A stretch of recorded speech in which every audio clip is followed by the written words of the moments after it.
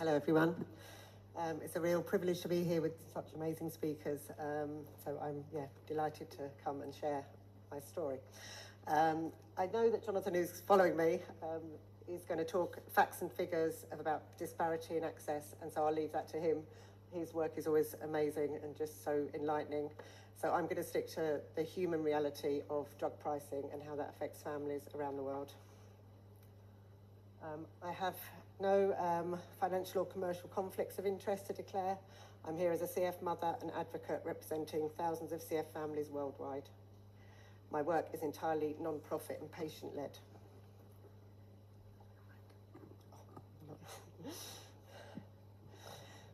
My story really began about 10 years ago.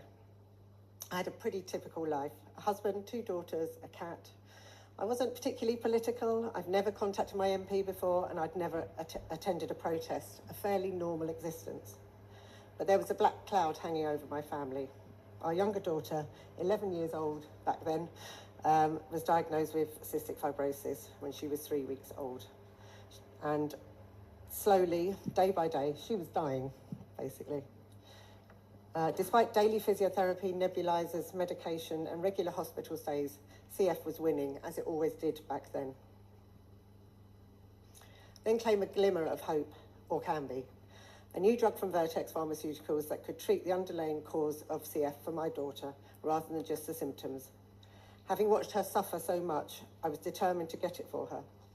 Although not approved in England, we managed to secure early access because she was so ill back then. I believed wider approval would follow quickly. After all, the UK is one of the richest countries in the world, and surely pharmaceutical companies want patients to have access as quickly as possible, or so I thought. My daughter started taking Orkambi in 2016.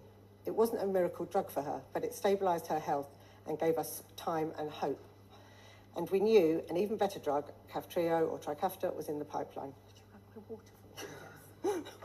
My lips are good. Thank you. But months passed and there was no deal between our NHS health service and Vertex. The sticking point was the price, with a list price of over $250,000 per patient per year.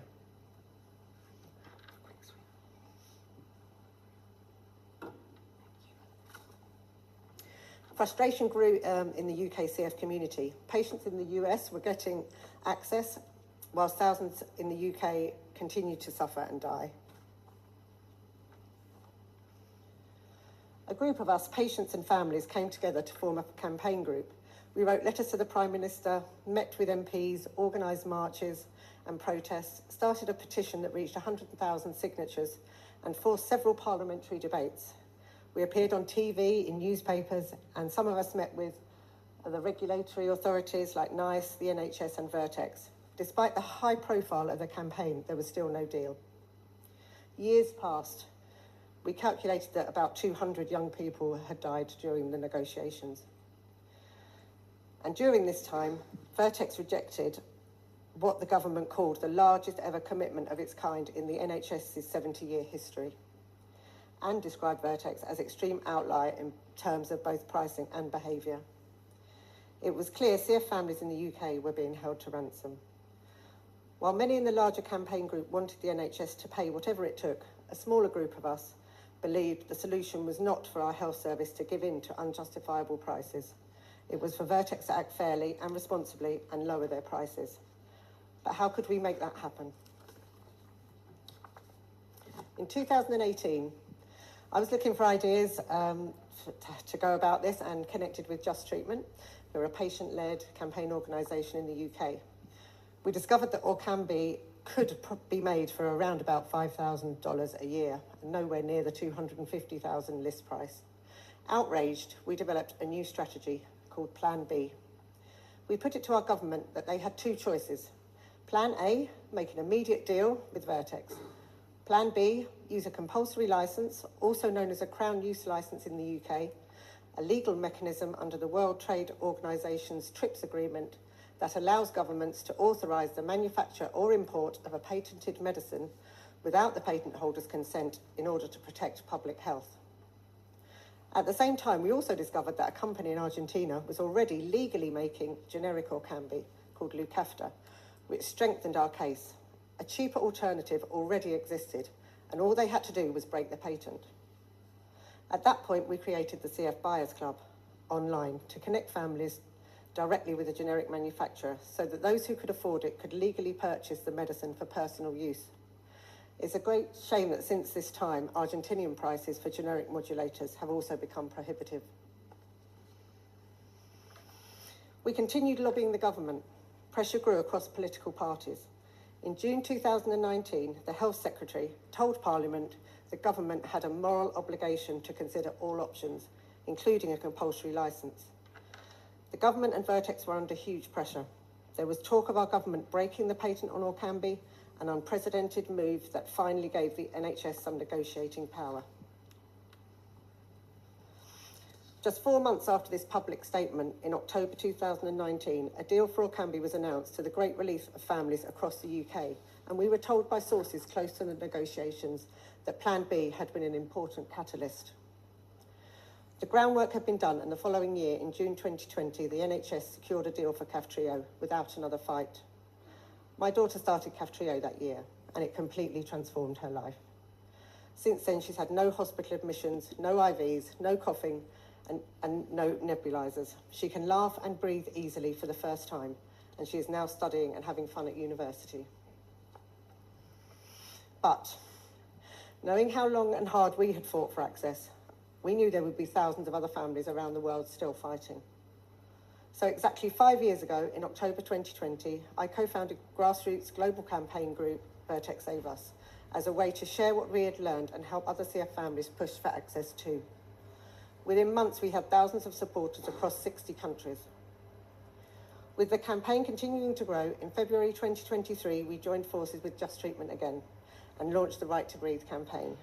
This was marked by CF families in 4 countries on 4 continents filing demands for compulsory licenses on the same day.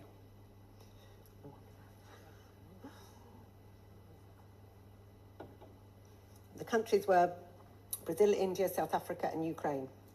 This unprecedented global action was covered in the New York Times.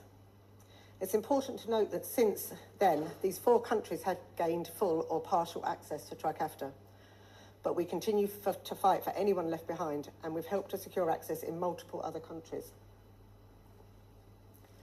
Something else I've learned from this whole experience is that there is an incredible global network of human rights experts, lawyers, and academics who are passionate about access to medicines. So as well as CF families, some amazing clinicians and supportive associations, we work with these incredibly knowledgeable advocates. And by giving families the legal tools and knowledge to fight for their children's lives within their own country, we create a powerful and unstoppable force. There is no bigger incentive than fighting for the life of your child. Last year, I was also lucky to work with some academics and researchers to have ETI, Trikafta, added to the World Health Organization's essential medicine list, a major step to increase pressure on both Vertex and governments to ensure access for all. A couple of those researchers, Grace and Ben, are in the room with us today, and Jonathan reviewed the application, so some of them are here today. We put in a 98-page submission, and I travelled to Geneva with another CF mum, Isela, from Albania, to present our case in person and the reality of life with and without modulators. It was an incredible moment of celebration when our application succeeded, and in September, ETI became the first CF-specific drug ever added to the essential medicine list, and marks a turning point for WHO, who acknowledge their role as a tool for use for access. Yet even now, thousands of families still can't access modulators. The barriers are clear: price and monopoly power. For 13 years, these barriers have determined who gets to live and who doesn't.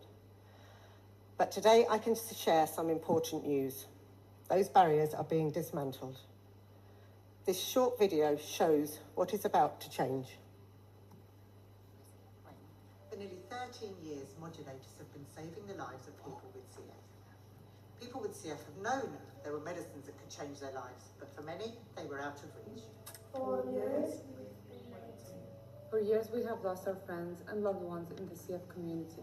For years, we have been watching and getting sicker. For years, we have begged Vertex for access. For years, Vertex has ignored us, offering only token gestures. We cannot wait any longer. No podemos esperar más. We can't wait any longer. Acá ni me va. No podemos esperar más. Today, we are taking matters into our own hands. We are launching the CF Buyers Club 2 to help patients around the world access a new generic version of Trikafta, Trico. For the price of treating one child with Trikafta, 58 children can be treated with Trico. In the US, Trikafta costs $370,000 a year. Trico will cost as little as $12,750 for adults, $6,375 for children, and with reduced dosing strategies, around $2,000 a year per child. This is the breakthrough the CF community has been waiting for. The monopoly is over, affordable treatment is here. Find out more at cfbuyersclub.org.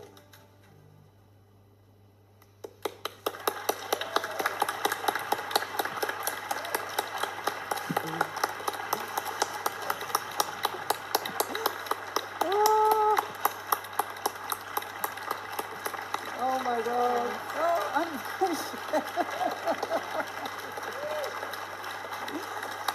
oh.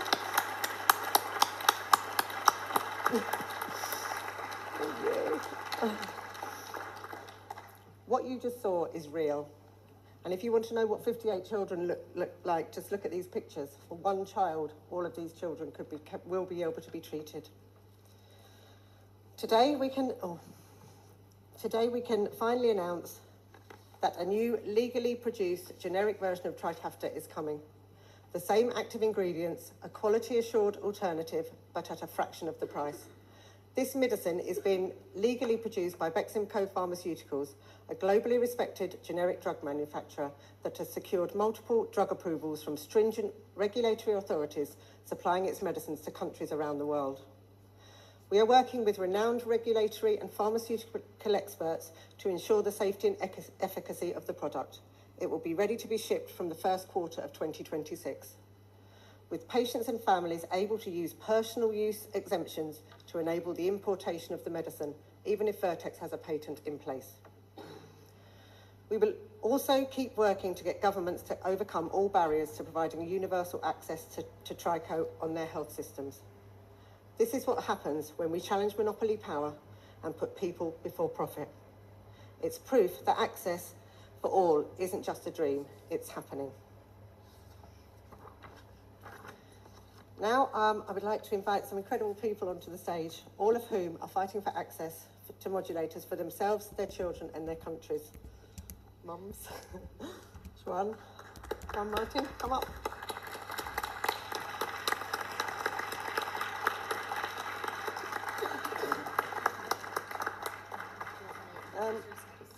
Later, we're going to be holding another meeting at 6:45 at the hotel across the road for anybody who wants further information. And these are all CF mums that don't have access or are fighting for their country. They'll all be speaking there. But I did want to speak to Juan Martin, who's from Ecuador. He's a patient who has not been able to access this drug. So I'm just going to ask him a couple of questions. You can come to the microphone. Hi everyone, so my name is Juan Martin Larrea. I am from Ecuador and I am a cystic fibrosis patient. So for the last 18 years, I have been struggling with this genetic disorder in which I have been fighting every single day to get better, to fight and be determined to be a better person, to be also very hopeful for more advancements. Thank you.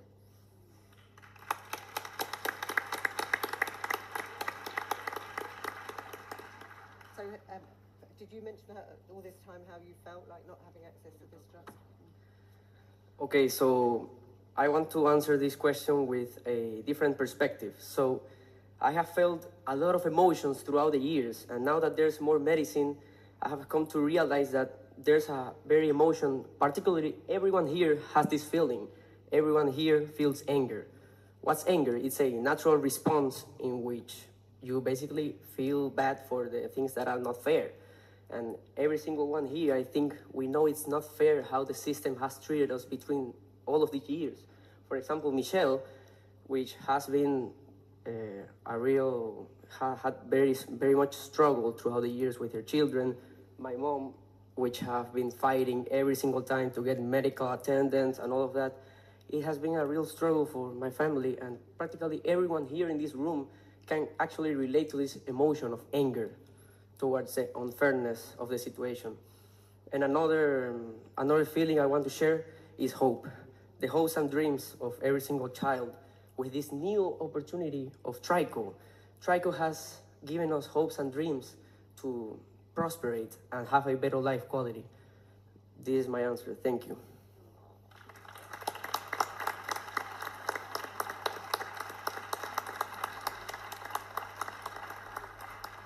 On that note, if you want to hear any more, you can come to the meeting room or we'll be answering questions later in the session.